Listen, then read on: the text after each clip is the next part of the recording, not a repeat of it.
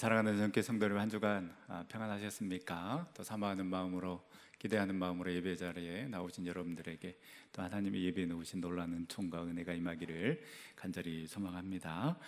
이제 그 아침 저녁으로 이렇게 선선한 바람이 좀 불어오는 것 같습니다. 그런 걸 보니까 또 가을이 성큼성큼 또 우리에게 다가오는 것 같은데요. 이 계절이 바뀌면 어떻습니까? 새로운 마음도 들고 또 이 준비를 해야 되지 않겠습니까? 그런 것처럼 또 우리의 신앙생활도 또 느슨했던 그 마음 다시 조이고 또 새로운 마음으로 더 주님께 가까이 나아가는 우리 전생의 모든 성도님들 다 될 수 있기를 간절히 소망합니다. 오늘 이제 빌립보서 강의 10번째 시간인데요, 본문 말씀을 통하여서 기뻐하고 기뻐하라 라는 제목으로 함께 은혜를 나누고자 합니다. 우리는 지난 시간에 이 두렵고 떨림으로 구원을 이루라는 그 말씀을 묵상하면서 이 두렵고 떨림으로 구원을 이루라는 그 의미가 무엇인지 대해서 생각해 보았습니다.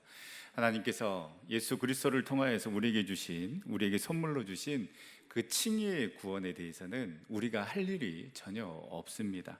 여기에 무슨 나의 공로나 행함이 들어갈 자리는 없습니다. 그러나 그렇다고 우리가 계속해서 그 자리에 머물러 있어서는 안 됩니다.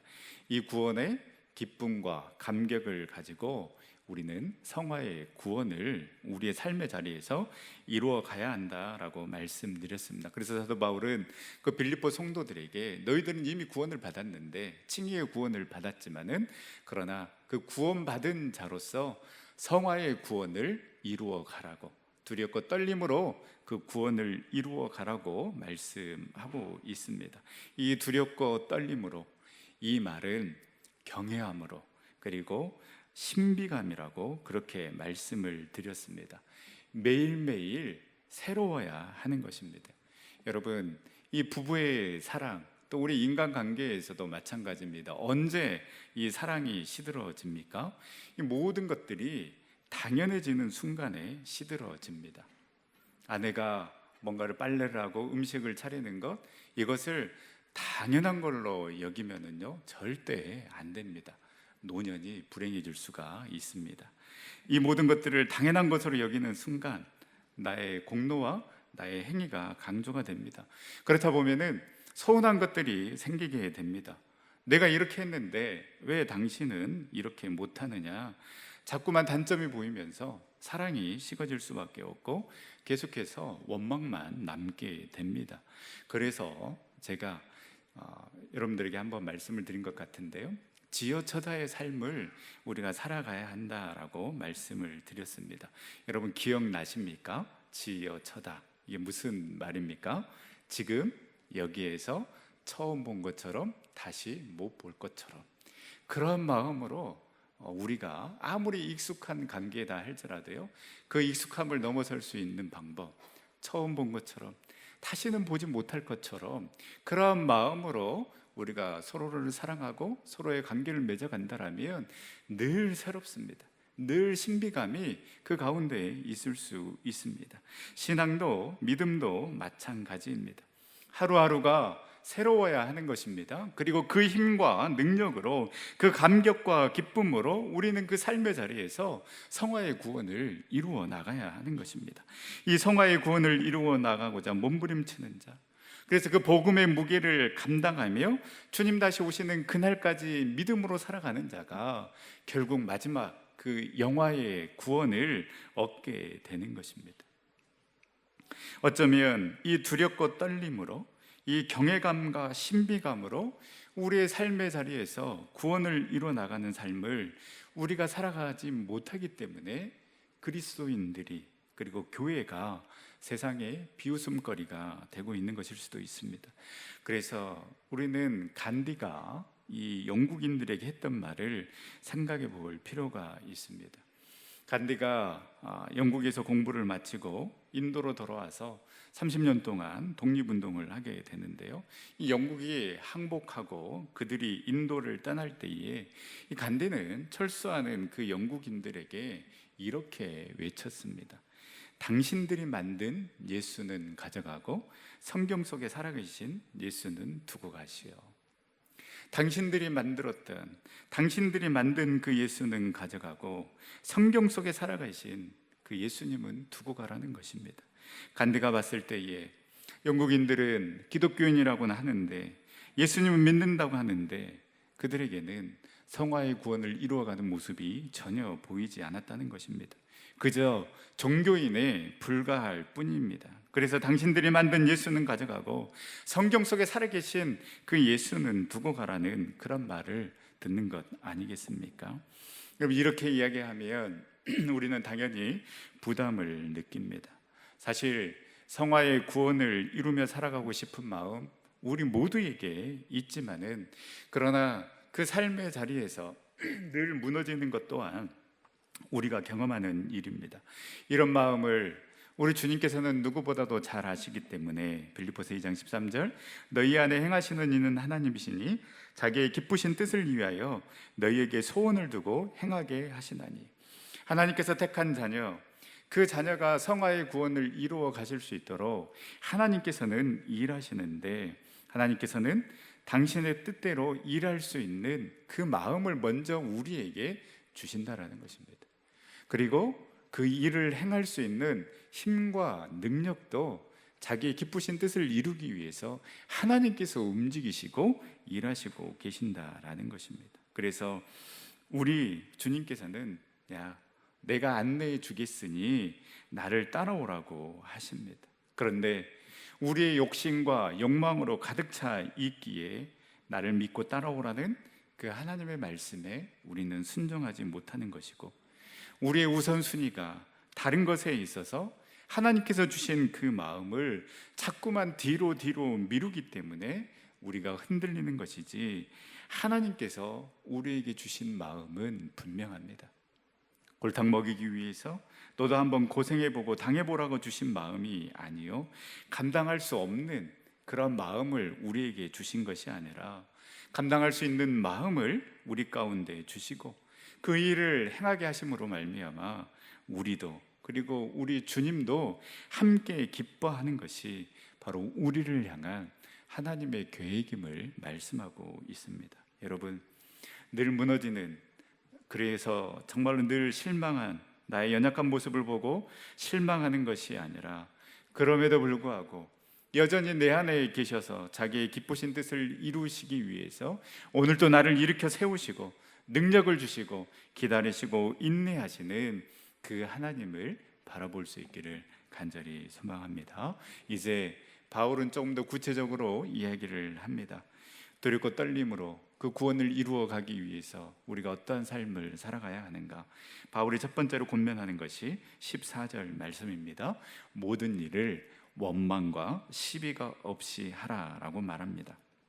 왜 바울은 원망과 시비가 없이 하라고 권면했을까요?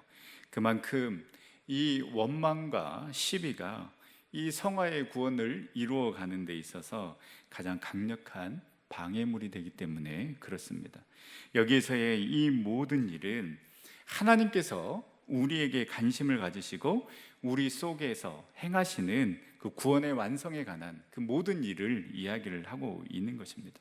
이 하나님께서 행하시는 그 모든 일에 우리는 원망과 시비가 없이 행해야 하는 것입니다.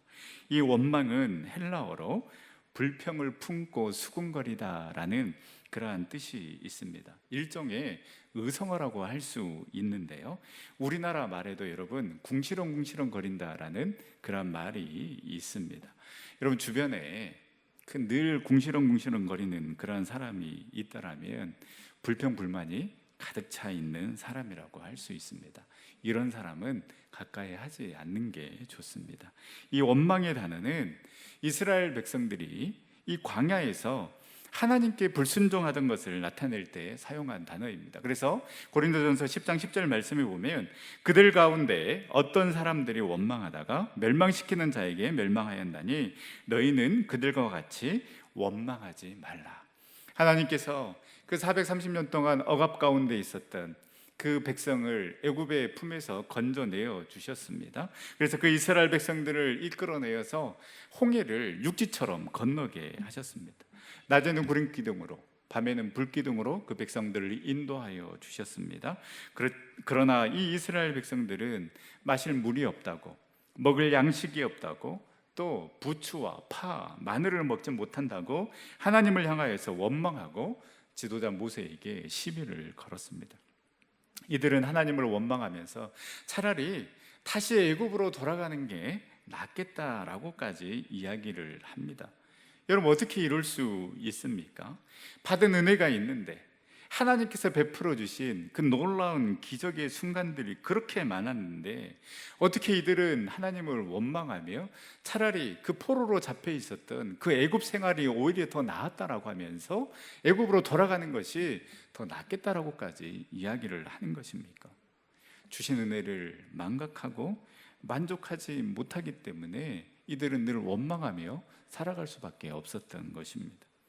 또 이 시비는, 이 사전적인 의미는 옳고 그름인데 이 헬라어로 의미로는 말로 불만을 터뜨리는 것이나 다투는 것을 말합니다. 마치 자신이 다 옳은 것처럼 정의의 사도가 되는 마냥 늘 판단하는 것입니다.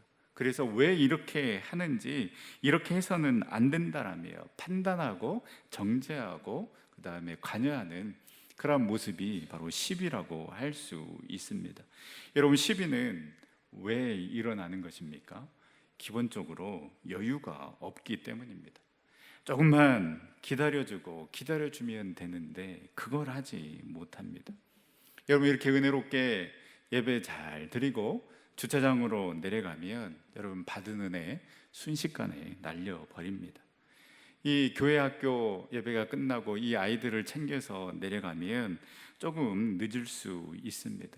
그런데 우리 같은 성도인데 같이 예배를 드렸는데 이렇게 주차해 놓으면 어떡하냐고, 또 이렇게 늦게 내려오면 어떡하냐고 화를 냅니다. 조금만 여유를 가지고 아이들 챙기시느라 힘드시죠? 천천히 하시라고 이러면 얼마나 감사하겠습니까?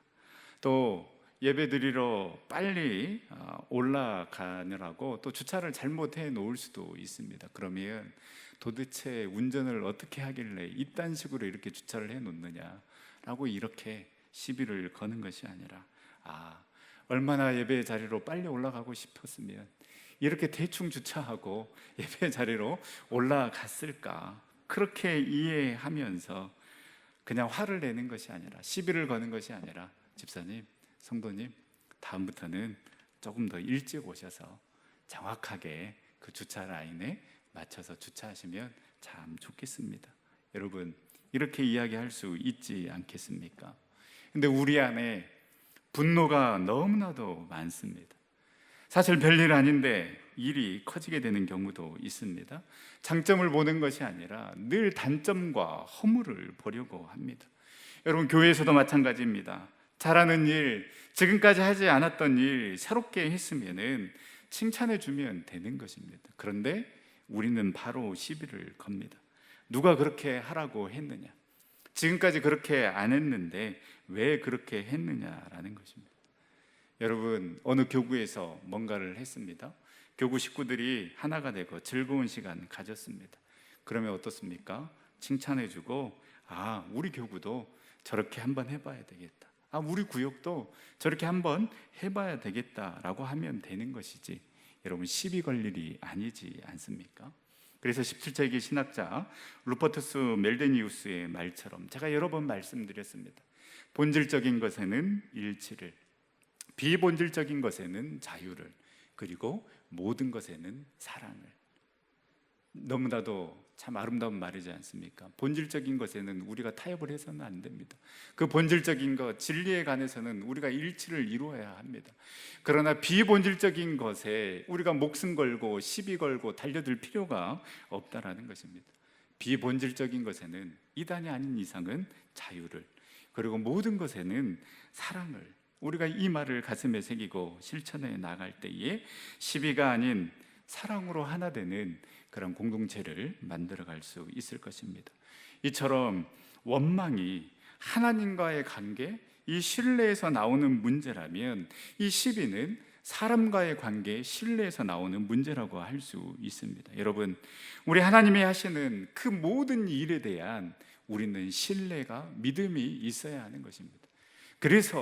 그래야만이 우리는 이 원망과 불평에서 벗어날 수 있습니다. 또한 우리 옆에 있는 형제 자매, 우리 성도님들을 바라보면서 이 성도님들도 하나님께서 이 성도님을 통해 일하실 것이다라는 그러한 믿음과 신뢰가 있어야 하는 것입니다. 그래야 우리는 원망과 시비가 아닌 감사와 사랑으로 구원을 이루어 나갈 수 있는 것입니다. 하나님과의 관계에서도, 또 사람과의 관계에서도, 무엇보다도 우리 교회 공동체의 그 관계에서 원망과 시비가 아닌 무한 신뢰와 사랑으로 구원을 이루어 나가는 우리 전세계 모든 성도님들이 다 될 수 있기를 간절히 소망합니다. 이렇게 이 모든 일에 원망과 시비가 없이 하라고 권면한 바울은 이제 15절에서 우리가 어떻게 바뀌어야 하는 것을 이야기를 하고 있는데요, 우리 15절 말씀 우리 다 같이 다시 한번 읽어보도록 하겠습니다. 이는 너희가 흠이 없고 순전하여 어그러지고 거스르는 세대 가운데서 하나님의 흠없는 자녀로 세상에서 그들 가운데 빛들로 나타내며. 유진 피터슨 목사님이 이 15절 말씀을 이렇게 해석을 했습니다. 흠없이 세상 속으로 들어가 이 더럽고 타락한 사회에 맑은 공기를 불어 넣으십시오. 이 유진 피터슨 목사님의 주석은 이 15절 말씀뿐만 아니라 이 성화의 구원을 이루어가는 저와 여러분들에게 어떠한 삶을 살아가야 하는지를 분명하게 이야기해 주고 있습니다. 먼저 우리는 흠이 없어야 합니다. 거룩하고 순전해야 한다라는 것이죠. 그 거룩함이 없다라면 우리는 세상 가운데에서 어떠한 영향력도 흘려보낼 수 없습니다. 거룩함이, 그 깨끗함이, 순전함이 우리 성도의 무기가 되어야 하는 것입니다. 그래서 세상 사람들로부터 교회 다니는 사람이나 안 다니는 사람이나 다 똑같더라, 더 나아가서 교회 다니는 사람들이 우리보다 더해 라는 그런 말을 듣는다라면 결코 더럽고 타락한 사회에 맑은 공기를 불어넣을 수가 없는 것입니다. 여러분, 우리의 삶이 다른 사람에게 나도 저 사람처럼 신앙생활을 해야 되겠구나라는 이 진면 교사의 삶을 살아가야지, 나는 저 사람처럼 신앙생활하면 안 되겠구나, 반면 교사의 삶을 살아가서는 안 되는 것입니다. 여러분, 우리가 살아가는 세대는 바울이 이야기한 것처럼 어그러지고 거스리는 그러한 세대입니다. 이 어그러지고 거스리다라는 의미는요, 이 겉과 속이 휘어져서 왜곡되었다라는 의미입니다. 그런데 마치 휘어지지 않는 것처럼, 괜찮은 것처럼, 행복한 것처럼, 아프지 않는 것처럼, 그렇게 잘 살아가고 있는 것처럼 그렇게 살아가고 있다라는 것입니다.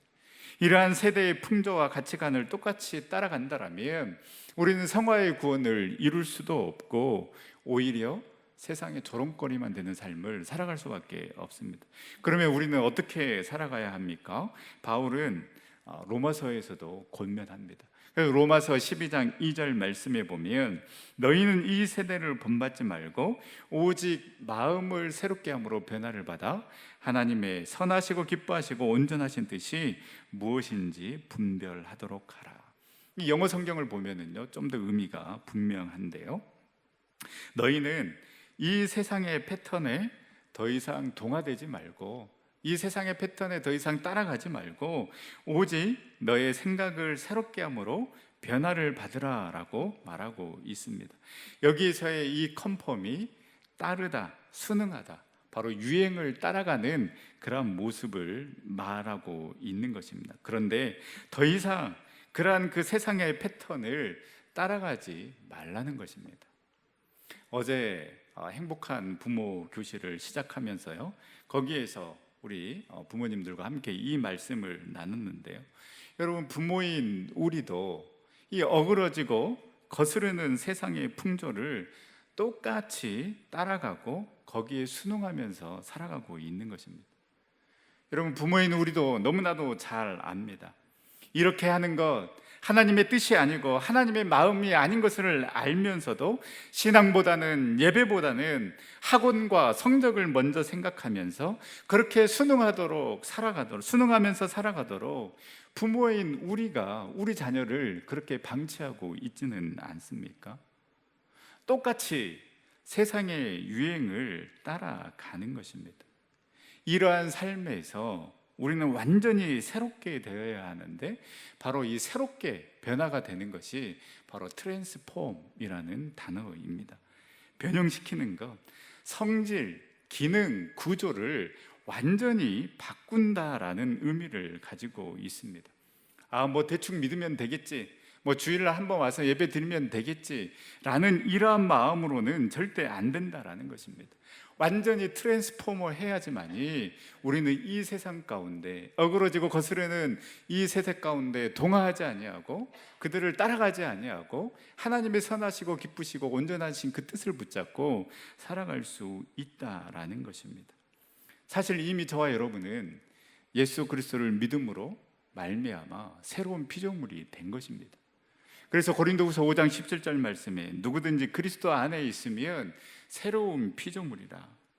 그런데 우리는 이 광야의 이스라엘 백성들처럼 자꾸만 다시 돌아가려고 합니다. 이미 자유의 삶을, 이미 은혜의 삶을 허락해 주셨건만 조금만 어려움이 있고 내 뜻대로 되지 않고 우리 앞에 장애물이 있으면 그 포로 근성이 남아 있어서 오히려 포로로 있어도 우리의 필요한 것을 제공해 주었던 그 애굽이 좋더라고 애굽으로 돌아가려고 했던 그 이스라엘 백성들처럼 우리 또한 자꾸만 세상을 쳐다보고 세상에 우리의 마음을 빼앗겨 버리기 때문에 앞으로 나아가지 못하고 그 완전히 탈바꿈하지 못하면서 늘 세상에 끌려가는 그러한 삶을 우리가 살아가고 있는 것입니다. 저와 여러분들이 이 세상의 풍조와 가치를 따르는 것이 아니라 어그러지고 거스르는 그 세대 가운데 복음의 능력으로, 보혈의 능력으로 매일매일 새롭게 거듭나는 삶, 그래서 완전히 트랜스폼 되어서 이 더럽고 타락한 사회에 맑은 공기를 불어넣는 그러한 참으로 복된 축복의 통로의 삶을 살아가는 우리 전생의 모든 성도님들이 다 될 수 있기를 간절히 소망합니다. 이제 바울은 이 어그러지고 거스르는 세대 가운데 우리가 흠없이 순전한 삶을 살아갈 수 있는 그 힘이 무엇인가 우리에게 이야기를 하고 있는데요, 우리 16절 말씀을 함께 읽겠습니다. 생명의 말씀을 밝혀 나의 다름질이 헛되지 아니하고 수고도 헛되지 아니하므로 그리스도의 날에 내가 자랑할 것이 있게 하려 함이라. 이 생명의 말씀을 밝혀, 여러분들이 가지고 있는 그 성경책 2번이라고 이렇게 적혀져 있지 않습니까? 그 각주에 보면 이 생명의 말씀을 밝혀라는 이 의미는 생명의 말씀을 붙들다라는 그러한 의미입니다. 여기에서 밝히다는 이 햇불을 꼭 쥐고 앞으로 손을 내밀어서 이 빛을 밝히는 동작을 그리는 말입니다. 그래서 이 생명의 말씀을 붙드는 것과 이 생명의 말씀을 밝히는 것이 같은 의미로 쓰인 것입니다. 여러분, 우리가 이 세상의 가치와 풍조를 따르지 않고 트랜스포머가 되어서 완전히 새롭게 될 수 있는 그 힘이 어디에 있습니까? 바로 나를 살리는 이 생명의 말씀을 붙잡는 것밖에 없는 줄 여러분 믿으시길 바랍니다. 말 그대로 이 생명의 말씀을 붙잡게 될 때에 우리는 어그러지고 거스르는 그 세대 가운데 우리는 살아갈 수 있는 것입니다. 이 생명의 말씀이 우리를 살리고 이 생명의 말씀이 우리의 길이 되고 이 생명의 말씀이 우리의 힘과 능력이 되어서 주님 오시는 그날까지 저와 여러분들을 인도하여 주실 줄 믿습니다. 베드로전서 2장 2절 말씀에 갓난 아기들과 같이 순전하고 신령한 젖을 사모하라. 이는 그로 말미암아 너희로 구원에 이르도록 자라게 하려 함이라. 아이들이 그 어머니의 젖을 먹고 자라듯이 우리 또한 이 생명의 말씀을 사모하면서 이 생명의 말씀을 붙잡고 나아갈 때에 우리는 성장할 수 있는 것입니다. 그리스도의 그 장성한 분량에 이룰 수가 있고 그 성화의 구원을 이루며 나아갈 수 있는 것입니다. 바라기는 저와 여러분들이 세상으로부터 오는 즐거움, 세상이 주는 그 힘과 능력으로 살아가는 삶이 아니라 오직 생명의 말씀을 붙잡고 그 생명의 말씀을 통하여서 나에게 주시는 그 힘과 능력으로, 그 생명의 말씀을 통해서 주시는 그 깨달음과 기쁨과 그 은혜를 가지고 성화의 구원을 끝까지 이루어서 주님 오시는 그날까지 믿음의 길 걸어가는 우리 전생의 모든 성도님들이 다 될 수 있기를 간절히 소망합니다. 이제 바울은 우리가 방금 읽었던 이 16절 말씀부터 18절 말씀까지 자신의 바람과 소원을 이야기하는데요. 바울은 빌립보 교회의 사람들이 로마 제국이 주는 그 화려함을 붙들지 아니하고 하나님의 말씀을 붙들고, 또 로마의 가치관을 드러내는 것이 아니라 그 하나님의 말씀을 붙잡고 하나님의 뜻대로 살아가서 내가 하나님 앞에 서게 될 때에, 하나님, 우리 빌립보 교회 성도들 보셨죠? 그들은 생명의 말씀을 붙들고 살아간 사람들입니다 라고 이렇게 바울은 자랑하고 싶다라고 이야기를 하고 있습니다. 이렇게만 할 수 있다라면, 그 빌립보 성도들이 생명의 말씀을 붙잡고 믿음의 길을 끝까지 걸어감으로 말미암아 성화의 구원을 이루고 그 영화의 구원을 이룰 수 있다라면, 그렇게만 될 수 있다라면 나를 전제로 들을지라도 내가 기뻐하고 기뻐할 것이다 라고 바울은 고백하고 있는 것입니다. 17절 말씀에 내가 나를 전제로 드릴지라도 에서의 이 전제는 부어서 드리는 제사입니다.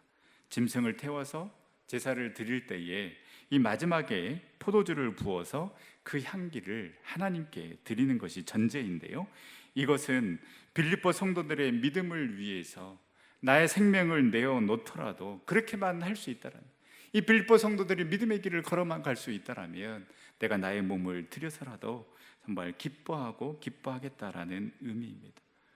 얼마나 이 빌립보 성도들을 사랑하면 바울이 이렇게까지 고백하겠습니까? 이 빌립보 성도들이 그렇게만 될 수 있다라면, 그 믿음의 길을 걸어갈 수 있다라면 나는 순교의 피를 흘릴 수 있고 오히려 그것이 나의 기쁨이 될 것이다 라고 바울은 고백하고 있는 것입니다. 서로가 서로에게 자랑이 되고 기쁨이 되는 그러한 삶을 살아갈 수 있기를 간절히 소망합니다. 부족한 종이 어찌 바울을 따라갈 수 있겠습니까? 그러나 우리 전생의 성도들이 믿음 안에 서서 하나님의 말씀 붙잡고 살아가는 그 모습을 보는 것, 그만큼 저에게 기쁘고 즐겁고 자랑이 되는 것은 없을 것입니다. 목사님 말씀 듣고 제가 힘을 내보겠습니다. 목사님 말씀 듣고 제가 부족하지만 순종해 보겠습니다. 목사님, 정말 그 어려운 상황이지만 삶은 해석하는 능력이라고 말씀하셨기에 내가 어렵고 그 힘든 상황 가운데서도 지금의 상황을 믿음으로 바라보면서 하나님 바라보며 다시 한번 예배의 깊은 곳으로, 말씀의 깊은 곳으로, 기도의 깊은 자리로 나아가 보겠습니다. 목사님, 모든 것들이 막막하지만은 그러나 이 고통도 아픔도 이 또한 지나가리라. 반드시 하나님께서 약속하신 그 때가 올 줄 믿습니다. 분명히 하나님께서 가장 적당한 날에 가장 좋은 것으로 우리 가정과 우리 자녀들을 인도하여 주실 줄 믿고 그 믿음 가지고 내가 다시 일어서 보겠습니다. 여러분, 이러한 믿음의 성도들이 정말 우리 전생의 성도들이 되어서, 하나님 보셨죠? 우리 전생의 성도들의 믿음이 이 정도입니다. 어느 누구나 어디에서나 자랑할 수 있는 우리 전생의 성도님들의 믿음이 될 수 있기를 간절히 소망합니다. 그러면 저는 여러분들의 그 믿음의 고백을 듣고 바라보면서, 하나님, 이러한 성도 축복해 주시지 않으면 도대체 누구를 축복해 주시려고 그러십니까? 라고 그렇게 하나님께 협박하겠습니다. 물론 저 또한 여러분들의 자랑이 될 수 있도록 최선을 다하겠습니다. 일단 목소리로는 따라올 자가 없지 않겠습니까? 얼굴과 키도 뭐 이 정도면 어느 교회에다가 자랑할 만하지 않겠습니까? 비웃는 것은 건강에 좋지 않습니다. 우리 목사님 정말 복음의 열정에 사로잡힌 자라고, 우리 목사님 정말로 말씀의 능력이 있는 진정한 목회자, 한 영혼을 사랑하는 예수님의 마음을 가진 목회자라고 자랑하며 함께 기뻐할 수 있는 그런 목회자가 되도록 노력하고 힘쓰겠습니다. 우리 그렇게 서로의 믿음과 소망과 사랑을 바라보면서 서로가 서로에게 자랑이 되고 기쁨이 되고 격려가 되고 소망이 되는 그런 믿음의 소유자들이 되어서 정말 우리 모두 함께 기뻐하고 기뻐할 수 있는 우리 전성의 공동체가 될 수 있기를 간절히 소망합니다. 말씀을 마치겠습니다. 우리 모두는 두렵고 떨림으로 항상 구원을 이루어나가는 삶을 살아가야 합니다. 우리에게 그 예수 그리스도로 말미암아 우리에게 주신 놀라운 은혜의 선물이 있기 때문에 하나님께서는 그 성화의 구원을 이뤄나갈 마음과 힘과 능력도 우리에게 허락하여 주실 줄 믿습니다. 그리하기 때문에 오늘 주신 말씀처럼 오직 하나님만을 신뢰하고 그 하나님께서 이루실 그 모든 일을 우리가 믿고 확신함으로 말미암아 하나님에 대한 원망과 불평이 아니라 사람에 대한 시비가 아니라 정말 하나님을 온전히 신뢰하며 원망과 시비가 없는 그런 삶을 살아갈 수 있기를 간절히 소망합니다. 어그러지고 거스르는 그 세대 가운데에 온전히 우리가 매일매일 그 복음의 능력으로 새롭게 되고 트랜스포머 되어서 하나님의 말씀 붙잡고 주님 오시는 그날까지 우리가 믿음의 길 걸어감으로 말미암아 우리가 서로를 자랑하며 격려하며 사랑하며 기뻐하고 기뻐할 수 있는 그런 축복의 삶 살아가는 우리 전성의 모든 성도님들이 다 될 수 있기를 간절히 소망합니다. 우리 시간에 함께 찬양하며 기도의 자리로 나아갈 때에 주님, 우리가 원망하고 불평하는 것이 아니라 우리 주님께서 우리에게 베풀어 주신 그 은혜가 있기에 우리 주님과 동행하며 그 어디나 하늘나라의 삶을 살아가게 하여 주시옵소서. 또 믿음의 귀한 동역자들 보내주셨사오니 이 믿음에 서로 격려하며 우리 함께 끝까지 믿음의 길 걸어감으로 말미암아 기뻐하고 기뻐할 수 있는 삶 살아가게 하여 주시옵소서. 그 믿음의 고백 우리 주님 앞에 올려드리도록 하겠습니다.